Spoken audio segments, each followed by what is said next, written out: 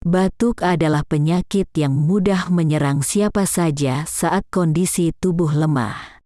Oleh karena itu, kita perlu mengenali obat batuk dari bahan herbal agar bisa langsung mengambil tindakan jika batuk terjadi. Berikut, bahan herbal yang berkhasiat jadi obat batuk berdahak dan kering. 1. Jahe. Air hangat yang telah dilarutkan jahe diyakini dapat membantu meredakan gejala batuk. Batuk tenggorokan yang terinfeksi dapat terjadi peradangan dan iritasi. Untuk meredakannya Anda bisa menggunakan bahan alam yang mengandung antiinflamasi, antibakteri, dan antivirus. Kabar baiknya jahe mengandung ketiga zat tersebut. 2. Madu. Seperti yang kita ketahui, madu sering dijadikan obat alami untuk sejumlah penyakit termasuk juga batuk. Zat yang dapat membentuk lapisan di selaput lendir yang berfungsi sebagai pemenang dan pelindung dari iritasi atau peradangan. 3. Mint. Daun mint sudah lama dikenal karena memberikan sensasi segar pada tubuh karena sensasi dinginnya.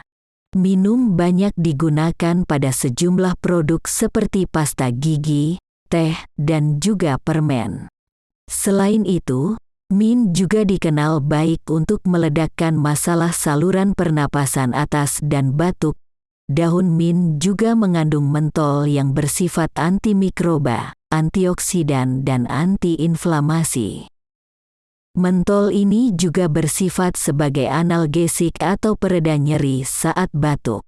4. Akar licorais. Akar licorais sudah lama digunakan sebagai obat herbal pereda radang tenggorokan. Sebagai obat batuk herbal juga untuk batuk berdahak dan batuk karena alergi. Akar licorais efektif digunakan untuk perawatan batu karena memiliki kandungan demos dan ekspektoran. 5. Air garam.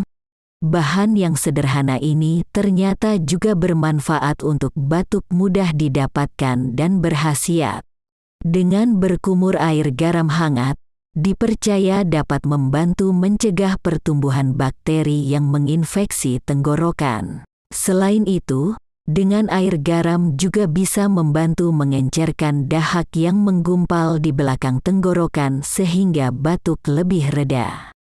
Demikianlah ulasan tentang bahan herbal alami berkhasiat meredakan batuk kering dan berdahak.